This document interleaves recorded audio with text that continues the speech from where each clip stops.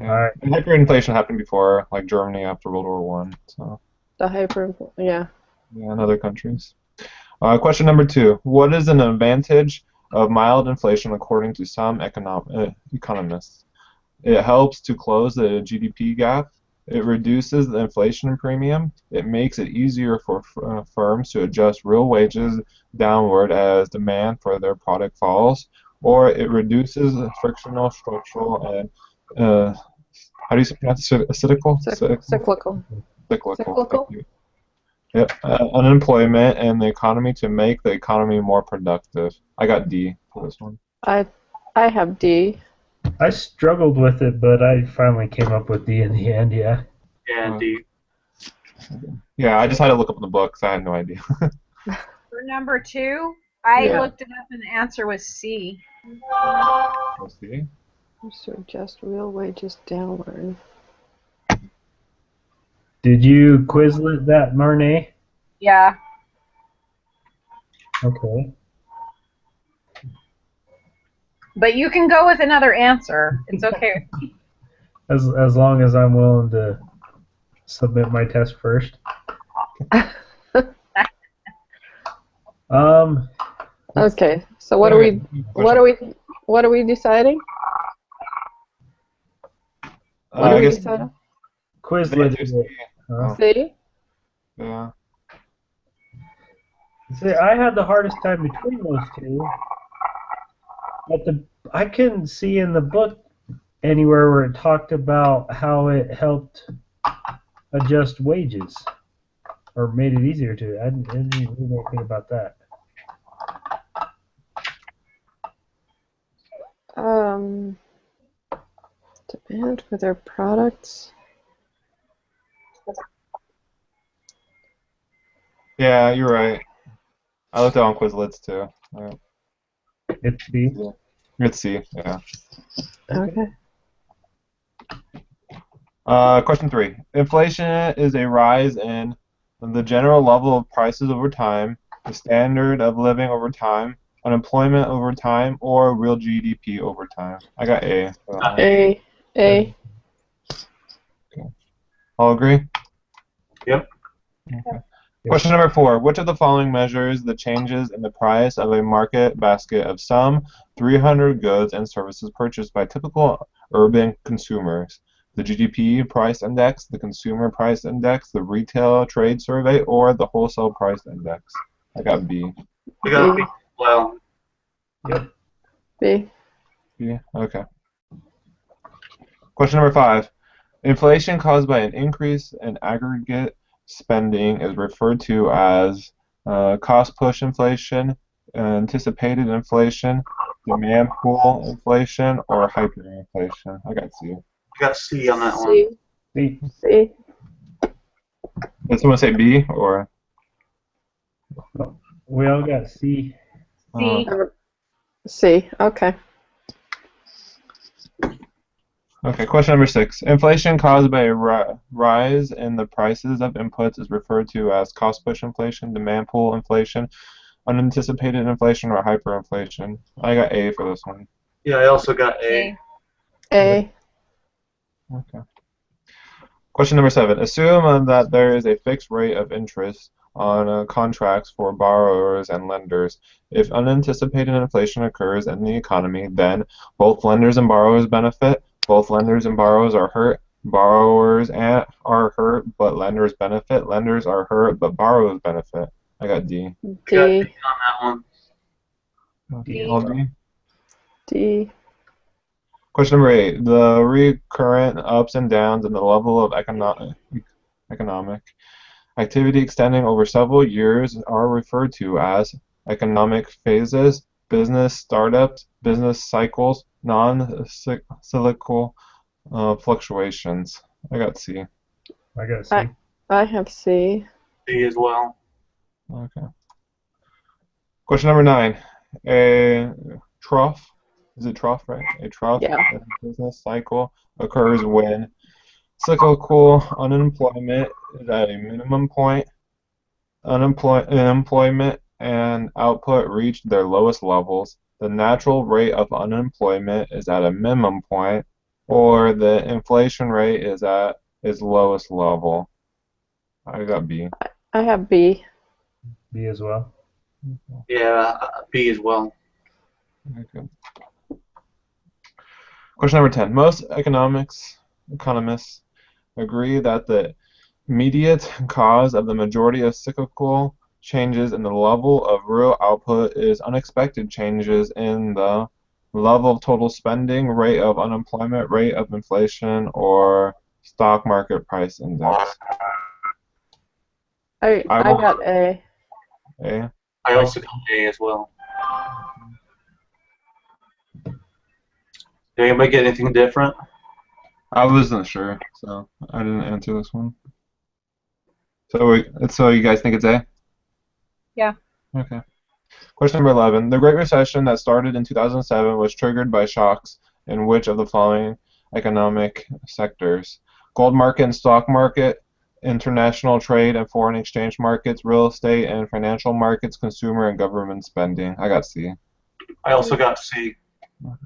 Yeah, C. Okay. The unemployment rate is interpreted as the percentage of the adult population who are unemployed, labor force that are not employed, able-bodied population who are not working, workforce that have been laid off. I got B. B. B. Good. Which of the following is the correct way to calculate unemployment rate? I just got B for that one. That's pretty. Does everyone have B? Yeah, B. Yeah. Yep. Question 14. In calculating the unemployment rate, discouraged workers who are not actively seeking employment are excluded from the labor force, included as part of the unemployed, treated the same as part-time workers, or used to determine the size of the labor force. I got A. A. A as well. Okay. A, which is crazy, let me just say. Yeah. It's not right, but it's A. Yeah, I agree that they shouldn't do it. Question 15.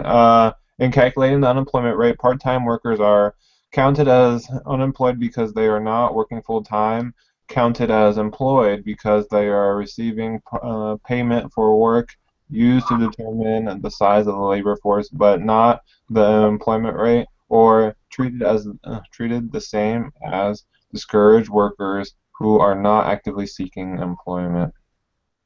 B. I got B on that one. We all agree B? Yep. Okay. Yep. Question 16. Surge and weight unemployment is another way to describe non-cyclical unemployment, cyclical unemployment, frictional unemployment, or structural unemployment. I got C. I got C. C. Okay. Full employment refers to the situation when there is 100% employment of the labor force, 0% unemployment rate, non-frictional or structural unemployment, or non-cyclical unemployment. I got D. D. I have D. D. Okay. Question 18. The one quirk that labor markets have, which helps explain why unemployment goes up so much in the recession, is that a price floor called a minimum wage law exists for the labor market. Wages are flexible upward but sticky downward. Firms are demanders of labor rather than suppliers. Machines could replace humans in the labor market. I got B. B. B is what I got. Okay, good. Question 19. If the consumer price index for a certain year is 120, this means that the average price of consumers' items in that year was 20% higher than the average price in the base period 1982 through 84. About 120 per basket of consumer goods and services, 120% higher than the average price in the base period 1982 through 84, 20% higher than the average price of the preceding year. A. Yeah. I got A. A. Unemployment rate is an economy is 6%. The total population of the economy is 290 million, and the size of the civilian labor force is 150 million. The number of unemployed workers in this economy is, I got B. I got B as well. B. You basically have to work the equation out a little differently. Okay. Anything What was else? the answer on 17? 17?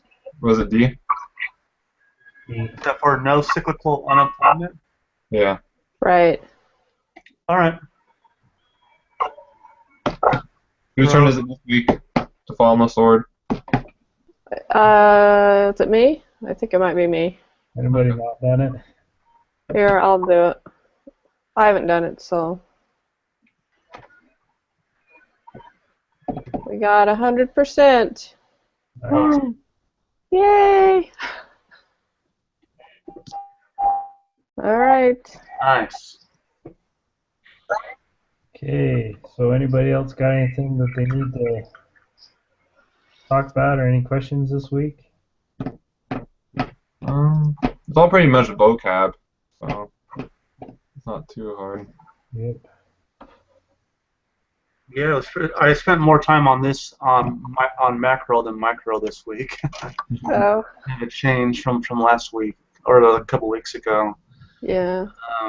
So I came a lot more prepared this time, but it's still a balancing act between the two. Yeah. Hmm. Oh, did you guys have a study guide? It seems like when we clicked on the answers, you know, the questions that we fill out as we're reading, I didn't find one for this chapter. When I clicked on it, it came up as next chapter. He posted a link in the discussions, but they're the other way around. Yeah, they're not numbered correctly. All the numbering of everything is off now. Okay, because I couldn't find it when I was looking for, you know, the study guide that we fill out. That seems to take me forever. Do you know what study guide I'm talking about? Study guide, there wasn't a study guide. The group questions, the numbering was off, but yeah, the study guide, there wasn't even one at all. Right, I couldn't find it. I gave up on the group quiz. I just go into McGraw-Hill, into Connect, and fill it all out, but not submit it till after we meet.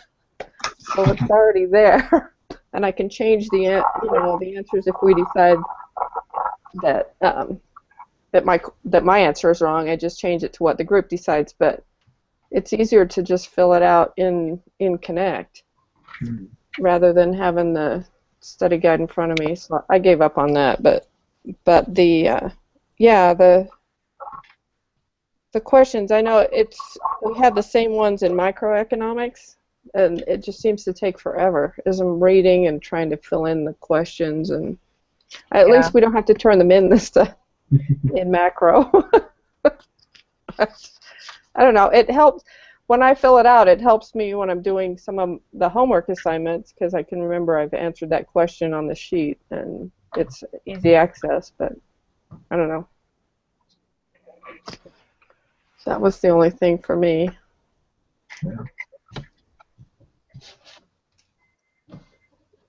Yeah, to learn each chapter, what I do is just use the Lean Smart. I just go through that first. Oh, I do that too. Yeah, that helps. It gives you does. extra credit. Yeah, it helps a lot. Plus, it adds up to like 5% boost in your exam score, which is pretty good. You do all of them.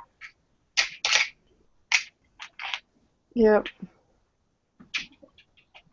I like that because when you get a question wrong, it'll ask you the same question reworded a few questions down the road so that you kind of get it in your head what the answers are. Yeah, I like it. Does anyone else have any questions? No. I'm good this week. Hey, Derek, I found my notes on price elasticity. If you got any other questions, I can help you out there. Oh, okay, sure. Stick around here after the guys bail here. I see what I can do to help you. I would appreciate that. Awesome, thank you. Or unless they want to try to help too. I don't even remember. I know it's amazing Sorry. how fast we forget.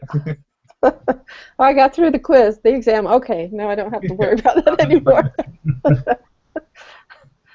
But obviously some of it stuck with me because I remembered, as we reviewed the beginning weeks of this semester, it was like, oh yeah, I remember that. I But remember the basics, but yeah, some of the finer points I let go. yeah. But once we review it, it's pretty easy to remember it. Yeah. Do it a little bit again. I'm getting old, so there's only so much I can contain in this brain of mine. Awesome. Well, I do appreciate it. Yeah, that's cool. All right, guys. Okay. All right, I'm gonna stop recording here. Okay. All right. Okay, see you guys. See you guys next week. All right. All right. Bye.